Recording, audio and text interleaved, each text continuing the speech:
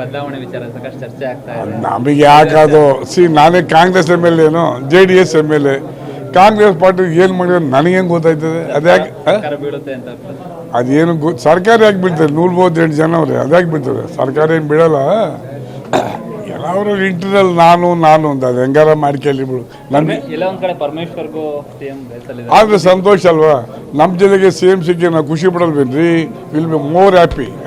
Sir ಈಗ ಏನು ಶಕ್ತಿ ಯೋಜನೆ 500 ಕೋಟಿ ಹೆಣ್ಮಕ್ಳು ಓಡಾಡಿದ್ದಾರೆ ಅಂತ ಸಂಭ್ರಮಾಚರಣೆ ಪಡ್ತಾರೆ ಸರ್. ಓಡಾಡಲಿ ಬಿಡು ನಮ್ಮ ಹೆಣ್ಮಕ್ಳು ಇರ್ತಾನೆ ನಮ್ಮ ಹೆಣ್ಮಕ್ಳು ಓಡಾಡಲಿ ಬಿಡು ತೊಂದರೆ ಏನೀಗ. ಸಾಕಷ್ಟು ಆದಾಯ ಆಗೈತೆ ನಾವು ಟೀಕಿಸ್ತಿದ್ರು BJP ಅವರು ಸಾಕಷ್ಟು ಆದಾಯ ಆಗ್ತಾ ಇದೆ ಅದರಿಂದ ಅಂತ. ಟೀಕೆ ಅವೆಲ್ಲ ಬೇರೆ ವಿಚಾರ ಅವ್ರು ಬರೀ ಬಂಡಲ್ ಹೊಡ್ಕೊತಾರೆ ರಸ್ತೆ ರಿಪೇರಿ ಮಾಡೋಕ್ಕೆ ದುಡ್ಡು ಕೊಡೋಕ್ಕಲ್ಲ ಬರೀ ಪೇಪರ್ ದಿವಸ ಅಡ್ವರ್ಟೈಸ್ಮೆಂಟ್ ಕೊಡ್ತಾರೆ ಅಷ್ಟೇ ಅದರಿಂದ ಏನು ಉಪಯೋಗ. ಸರ್ ಈಗ ಮಾಧುಸ್ವಾಮಿ ಅವರು ಎಲ್ಲ ಒಂದ್ ಕಡೆ ಸಂತೆಯಲ್ಲಿ ಕೈ ಬಿಟ್ಟಂಗೆ ಬಿಟ್ಬಿಟ್ಟವ್ರೆ ಯಾರು ಕೈ ಹಿಡಿತಾರೋ ಅವ್ರ ಜೊತೆ ಹೋಗ್ತೀನಿ ನಾನು ಒಬ್ಬ ರೈತ ಅಂತವ್ರು ಸರ್. ಈಗ BJP ಈಗ ನಾನು ಯಾಕೆ ಕಾಮೆಂಟ್ ಮಾಡ್ಬೇಕಂದ ಅಲ್ಲ what is my business to comment. JDS ಗೆ ಏನಾರ ಕರೀತೀರಾ? ಇಲ್ಲ ನಾವು ಯಾರನ್ನ ಬಂದ್ರೆ ನಾವೇನು ಬೇಡ ಅನ್ನಲ್ಲ ನಮ್ಮೊಬ್ಬ ಸಿಟ್ಟಿಂಗ್ MLA ಅವ್ರು ಯಾಕೆ ಕರಿತೀಯಪ್ಪ ಸಾಧ್ಯನಾ? ಕಾಂಗ್ರೆಸ್ ಕಡೆ ಮುಖ ಮಾಡ್ತಾವ್ರೆ ಅಂತ ಅವ್ರಿಷ್ಟ ಅದು ವೈಯಕ್ತಿಕ ವಿಚಾರ ನಾವ್ಯಾಕೆ ಚಿಂತೆ ಮಾಡ್ಬೇಕೀಗ.